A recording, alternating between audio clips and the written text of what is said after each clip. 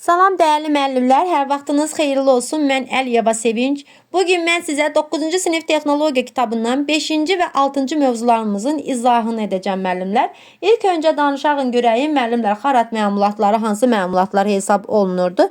Ümumiyyətlə müəllimlər, xarat məmulatları özləri biz 7-ci sinifdə göçmüşdük ki, sökülməyən və sökülə bilən birləşmələr olmaqla iki qrupa bölünürdülər. Hansı ki, sökülməyənlər mismarlarla, yapışqanlarla birləşdirilənlər, sökülənlər isə yivlərlə, vintli birləşmələrlə bərkidilənlər hesab olunurdu. Bugün biz öyrənəcəyik ki, bu xarat məmulatlarının hansı üsullarla bəzəyə bilərik. Xarat məmulatlarında olan oduncaqların bəzədilməsinin 4 üsulu vardır. Şəffaf, qeyri-şəffaf, oxşatma bəzəməsi, bir də məxsusi bəzədilmə. İlk öncə danışağın görəyin, şəffaf bəzədilmə nədir müəllimlər? Burada da baxdığınız kimi, görsünüz müəllimlər, şəffaf şəkildə, onun üzərini şəffaf şəkildə bəzəyirlər. Şəffaf şəkildə bəzəmək üçün biz həm rəngli bəzəmə materiallarından, həm də rəngsiz bəzəmə materiallarından istifadə eləyə bilərik. Bu zamanda, məsəl üçün, biz rəngsiz materiallardan istifadə eləsək, oduncağın teksturası olduğu kimi qalacaq. Rəngli hansı ki bəzəmə materiallarından istifadə eləsək isə, onun rəngində biraz cüzi dəyişiklik, teksturasında biraz cüzi dəyişiklik olmuş olacaq. Şəffaf bəzəmə aparmazdan öncə də ilk öncə biz nə edirdik? O bəzəmədən əvvəl oduncağın səthini bəzəməyə hazırlayırdıq. İlk öncə təmizləyib, cilalayıb, ağac xovunu oradan təmizləyirdik. Deməli, birinci nə idi? Təmizləmə aparırdıq. Təmizləyəndən sonra cilalama aparırdıq. Cilalama zamanı da orada xov əmlə gəlirdi ki, xovları oradan təmizləyirdik. İlk öncə təmizləmə. Yəni, oduncağı şəffaf bəzəməyə hazırlamazdan öncə ilk öncə təmizləmə əməliyyatını aparırdıq. Təmizləmə üçün də ilk öncə kiçik gövdəli rəndədən istifadə edirik. Bunun üçün işə başlamazdan öncə rəndənin bıçağını əvvəlcə yönüb, bülöv daşında onu itiləyirdik bıçağı. İtiləyəndən sonra isə oduncağın səthində qüsur olmuş olarsa təmizləmədən sonra, kiçik budaq və qətran ayrılmaları olarsa, onları kəsirdik və oduncağın özündən ona colaqlar salırdıq. Bu qüsurlu yerləri tam təmir eləyəndən sonra məmulatın səthini də sumbata kağızı vasitəsilə hansı ki onun üzərində olan kəsici alətlərin izi itənə qədər biz onu cilalayırdıq. Cilalamaq üçün də ilk öncə iri zərrəcikli, yəni sumbata kağızından, sonra isə ağartmada və pardaqlamada istifadə olunan xırda zərrəcikli sumbata kağızından istifadə eləyirdik. Bunu da liflər uzun boyu istiqamətdə hərəkət etdirməklə həyata keçirdirdik. Sonra keyfiyyətli cilalandığımız səthi tamamilə hamar və təmiz görünüşə malik olmuş olurdu. Biz onu əlimizlə yoxlayan zamanda ipək kimi görüntü olurdu. Cilaladığımız səthlər lakla örtülmək üçün onun üzərində olan laylara ayrılan kiçik liflər, yəni xovlar qalırdı. Həmin xovları biz təmizləməyə başlayırdıq. Və bu zaman laklama və pardaqlama zamanı da bu xovlar qalxırdı və şəffaf təbəqə başlayırdı deformasiya uğramağa. Pardaqlama da müəllimlər nə idi? Əşyanın səthini sürtüb ona parlaq görünüş vermək demək idi. Xovu təmizləmək üçün biz xırda zərrəcikli sumbata kağızından istifadə edirdik və biz bunu tam təmiz aparmaq üçün də biz burada 2-3 dəfə cilalama aparırdıq. 2-3 dəfə əsaslı cilalama aparandan sonra o tozdan tamamilə təmizlənmiş olurdu və biz bundan başqa bu əməliyyatı, cilalama əməliyyatını sumbata kağızından başqa da toz soranlarla da təmizləyə bilərdik. Deməli, başlayandan sonra biz onları laklama işinə, yəni lak örtünü çəkmə işinə nə edirdik? Birinci onun üzərində qətranlama aparırdıq. Mükəmməl cilalamadan sonra, yəni əsaslı cilalamadan sonra qətranlama aparılırdı. Qətran nə edirdik? Qətranın özünün iki növü olurdu. Su üçün olan qətranlar, su üçün olmayan qətranlar. Su üçün olan qətranlar az, böyük olmayan detallarda istifadə olunurdu. Su üçün olan qətranlar isə, su üçün olmayan qətranlar isə, hansı ki onların tərkibində həlledicilər var idi, istənilən detallara tətbiq oluna bilirdi. Yenə də qeyd edirəm, su üçün olan qətranlar az, böyük olmayan detallara, su üçün olmayan qətranlar isə istənilən detalın üzərinə tətbiq oluna bilərdi.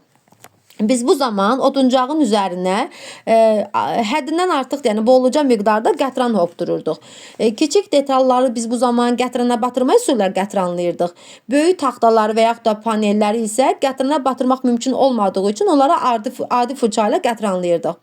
Biz bu zaman ağacın üzərinə qətranı çəkəndən sonra ağacın canına çoxlu qətran hopurdu. Bundan sonra isə hopandan sonra onun bir azca qurumasını gözləyirdik. Quruyandan sonra isə qurumağı gözləyirdik. Quruyandan sonra onu yuyub təmizləyirdik. Bu zaman nə edirdi? Oduncaq liflərinin təsviri qəflətən bütün kəskinliyi ilə üzə çıxmağa başlayırdı.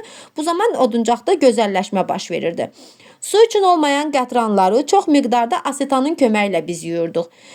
Sıx başlıqlı böyük fırçalardan istifadə edirdik bunun üçün. Deməli, nə edirdik? Sıx başlıqlı böyük fırçalardan istifadə edirdik. Artıq qətranı da oduncağa yaymadan kənarlaşdırmaq üçün də bu üsuldan istifadə etmək olurdu. Bu zaman biz fırçaları içərisində aseton olan qaba batırırdıq və 20-30 dərəcə maili vəziyyətdə onu tutub yüngülcə sıxılmış fırça qətrana qovmaq şərtilə yuxarıdan aşağıya doğru hərəkət etdirilirdi. Deməli, bu zaman detal, digər ucu isə iş masasına dirənirdi. Dirənən zamanda onun altında çox higroskopik material olan, məsələn, adi salfet kağızı da qoymaq olurdu. Və fırçalar bu zaman detalın ucuna çatdıqda sürüşüb salfetə düşürdü. Düşən zamanda asetonlu qətranlı qarışıq salfetə hopurdu. Salfetə hopandan sonra fırça yenidən asetona batırırdı. O detalı yuyurdu. Detal tam yuyulana qədər bu işi təkrar həyata keçirdirdik. Sonra isə detalları asetondan qurumasını gözləyirdik. Deməli, bu işləri aparandan sonra oduncağın bəzədilməsinə, yəni lak örtüyünün çəkilməsinə, sonuncu işin həyata keçirilməsinə başlayırdıq. Lak burada dekorativ qoruyuculuq məqsədi ilə çəkilirdi. Yəni laklar bilirdik ki, mexaniki zədələnmə, yəni cızılmağa, qopmağa, çatlara, zərbələrə qarşı oduncaq kütləsi və şiponun rənginə təsir göstərən rütubətə, ultrabənövşəyi şüalara müqavimət göstərirdi. Laklar özləri də iki cür olurdu. Rəngsiz laklar və yaxud da ton verilmiş laklar. Rəngsiz laklar təbii oduncağın təbiilik xüsusiyyətinin qorunması üçün istifadə olunurdu. Ton verilmiş laklar isə ona lazımi incə fərqlərin verilməsi üçün istifadə olunurdu.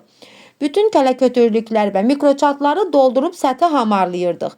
Sonra isə detalın laklanması üçün, əgər detal məişət üçün nəzərdə tutmuşuqsa, yəni məişət detallısa bu, bunun üçün səthin yarıtutqun alınması üçün həmin onun içərisinə 1-2 qat 222 lakı çəkirdik. Şəffaf bəzəmədən sonra son mərhələsi rənglənmə mərhələməsi idi. Və bu zamanda oduncaq zədələnmədən qorunmuş olurdu. Laklardan fərqli olaraq da boyalar əvvəlki qatları tam olaraq örtürdü. Səthi hamarlamağa, qüsurların gizlədilməsinə şərait yaradırdı. Lazımi çallarda boya seçməklə də biz yaranmış qüsurları, yəni o cızıqlar falan varsa onları aradan qaldırmış olurduq. Gəldik insi isə oduncağın oxşatma bəzəməsinə. Oxşatma bəzəməsi yüksək temperatur və yaxud da təzyiq altında səthin suni nazik parda ilə üzlənməsi deməkdir. Bu zaman üzlədiyimiz səthdə cızılma, çiklənmə, müxtəlif kimyəvi maddələrin təsirinə qarşı davamlı sərt təbəqə yaranırdı. Üst qatı da ağacın müxtəlif növlərinə, hansı ki dekorativ kağıza çap olunmuş təsvirin hesabını oxşaya bilirdi və yaxud da bir rəngli ola bilərdi. Müsbət cəhətlər də var oxşatma bəzəməsinin.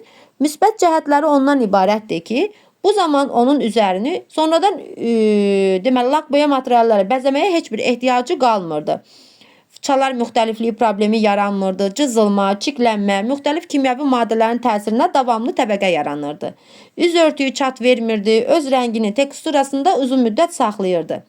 Bundan da biz mebel, qapı, radio, televiziya kimi məmulatların hazırlanmasında istifadə eləyirdik. Məxsusi bəzədilmə isə müəllimlər, bunun üçün bir neçə üsul var. Deməli, oduncaq səthini əridilmiş və yaxud da toz şəkilli metaldan bəzəmə qatı ilə, əridilmiş qətranla örtülmə ilə oduncaq üzərində dekorativ işlərin, hansı ki yiv açmanın, naxış salmanın, daşqaşla bəzəmənin, yandırmanın yerinə yetirilməsi də məxsusi bəzədilmə üsulları hesab olunurdu. Məxsusi bəzəmə əsasən sistemsiz istehsalatda, kiçik ölçülü məmulat, yəni kustorlarda kiçik ölçülü məmulatların hazırlanmasında tətbiq olunmuşdu və ümumiyyətlə geniş yayılmış məxsusi bəzəmə geniş yayılmış bir üsul olunurdu. Bu üsulları yerinə yetirən zamanda təhlükəsiz və sanitari qaydalara riayət etməliydik. Bu zaman oduncaq məmulatlarının raqlanması, rənglənməsi zamanı da zəhərlənmələrdən qorunmaq üçün otağın havasını mütəmadi olaraq dəyişdirmək lazım idi. Qızdırıcı cihazların yaxınlığında sərtləri laklamaq, rənglənmək olmazdı, çünki alışma baş verə bilərdi. Tənəffüs orqanlarımızı da zərərli qazlardan qorumaq üçün də hansı ki respiratorlardan istifadə eləyirdik. Lak boya da rəngin bədənin açıq yerlərinə düşməməsinə çalışırdıq. İş vaxtı əlcəklərdən istifadə eləyirdik. İşini qutarandan sonra isə əlslərimizi sabunlu su ilə mütləq şəkildə yuyurduq. Gəldik 6-cı mövzumuza müəllimlər. Süni oduncaq materiallarının səthinin bəzədilməsi. Müəllimlər, süni oduncaq materialları fanerdir, oduncaq lifli lövhələrdir, yəni OLL-lərdir. Onların müxtəlif növləri olan oduncaq yonqalı lövhələrdir. Müəllimlər, sənayedə oduncaq lifli lövhələr adi OLL, orta sıxlığa malik OLL, yəni OSOLL, MDF və yaxud da ki böyük sıxlığa malik OLL orqalitlər kimi istehsal olunurdu. Deməli, sənayedə OLL-lər hansılar olurdu? Adi OLL, orta sıxlığa malik OLL, OLL, OSOLL, MDF, böyük sıxlığa malik OLL. Yəni, burada biz orqalit deyə bilərdik. Faner nə idi? Soyulmuş şpon təbəqələrini perpendikulyar şəkildə bir-birinə yapışdırıb presləməklə alırdıq. Fanerin hazırlanması üçün də enli yarpaqlı və iynə yarpaqlı ağac növlərindən olan şponlardan istifadə edirdik. Şponu təmizlədikdən sonra onu termik elmandan keçirdib şalbandan alırdıq. Fırlanan şalbandan da elini soyma bıçağı vasitəsilə olaraq kəsilən yonqardan şponu alınırdı. Yəni versakda onu bərkidirdik, alırdıq. Və biz bu zaman şponları nə edirdik? Dezinfeksiya edici məhlullar hopdururduq. Bir-birinə perpendikulyar yerləşdirərək yüksək temperatur və təzyiq altında onları yapışdırırdıq. Əgər hopdurulan məhlul su buraxmayan tərkibli olmuş olarsa, suya davamlı faner əldə etmiş olurduq. Fanerin geniş miqyasda tətbiqi onun xassələrinin müxtəlif forması ilə fərqlənmiş olurdu. Bu müxtəlifliklə ağacın növündən, şpon vərəqələrinin sayından, istifadə olunan yapışdırmaq üçün istifadə etdiyimiz yapışqandan asılı idi. Faner özü də iki cür olurdu. Vahid tərkibli və kombinə edilmiş. Vahid tərkiblilər hansı ki bir ağac növündən olurdu. Kombinə edilmişlər isə hansı ki bir neçə ağac növündən olurdu. Fanerin çatışmazlığı rütubətdən qorxması idi. Xarat lövhəsi isə konstruktiv xüsusiyyətlərinə görə, xarici görünüşünə görə fanerə oxşuyurdu. Təbii ağacdan ibarət yonulmuş fanerlərdən şpondan üzlənmiş halda olurdu. Baxın, görürsünüz, şpon və fanerdən və ağac kütləsi hesab olunur. Xarat lövhələrinin hazırlanması üçün iynə yarpaqlı və enli yarpaqlı ağac növlərindən istifadə olunurdu. Ağac kütləsi idi. Keyfiyyətli mebel istehsalında, qapıların, ara kəsmələrin, pilləkənlərin hazırlanmasında, interyerin tərtib olunmasında istifadə olunurdu. Tikintidə də ondan istifadə olurdu. Əlverişli qiymətə, çox gözəl istismar xarakteristikasına, etibarlı ekoloji təhlükəsizliyi ilə də seçilirdi. Həm də o MDF, OLL-yə nisbətən daha davamlı hesab olunurdu. Müsbət xüsusiyyətləri isə onların rütubətə daha dözümlü olması. Çünki faner bilirdi rütubətdən qorxurdu, amma xarat lövhəsi isə heç bir şəkildə rütubətdən qorxmurdu.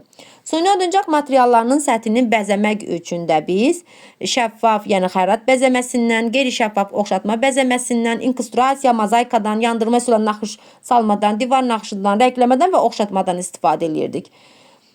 Ümumiyyətlə, fanerin xarat lövhələrinin səthinin bəzəmək işləri oduncaqdakindən da fərqlənmirdi. Yəni, eyni cür alınmış olurdu. Bunun üçün ilk öncə onları xırda zərrəcili sumbata kağızla cilalayırdıq. Sonra isə astarlayıb ara məsafələrini doldururduq. Və biz xarat lövhələrinin, fanerlərin, materialların dekorativ bəzədilməsi zamanı səthi qoruyucu şəffaf lakla örtürdük. Bu zamanda materialın teksturası örtülmürdü, şəffaf qalırdı. Buna da bəzən xarat bəzəməsi də deyirdilər. Süni oduncaq materialların teksturası rəngli boya ilə rəngləyən zamanda bu qeyri-şəffaf bəzəmə olurdu. Bəzən də buna rəngsaz bəzəməsi də deyilmiş olurdu. OYL-nin səthini bəzəmək üçün də, oduncaq yonqalı liflərin səthini bəzəmək üçün ilk öncə müəllimlər OYL xırdalanmış oduncaq tullantılarının yapışdırılması və preslənməsi yolu ilə istehsal olunurdu. OYL-nin hazırlanmasında ağac emalı sənayesi tullantılarından, kəpəkdən, yonqardan, talaşdan istifadə edirdilər. Bu zamanda hazır materialının keyfiyyətinin göstəricilərini yaxşılaşdırmaq üçün müxtəlif növ ağac yonqarları ona qatırdılar. Lazımı sıxlıqda OYL-i əldə etmək üçün isə xammalın maksimum eyni tərkibdə olmasına çalışırdılar. Buna görə də kəpəyi, talaşanı, yonqarı kondisiyaya qədər doğrayıb xırdalayırdılar. Kondisiyaya da normalara qədər, standartlara qədər doğramaq idi. Sonra əldə etdiyimiz o doğranmış, xırdalanmış xammalı qurudurduq. Qurudulması oduncaq hissələrinin rütubətdən xilas olması demək idi. Onların yapışqanla daha keyfiyyətli qarışdırılmasına imkan vermiş olurdu. Yəni qurumuş məmulat daha çox yapışqanla keyfiyyətli alınmış olurdu.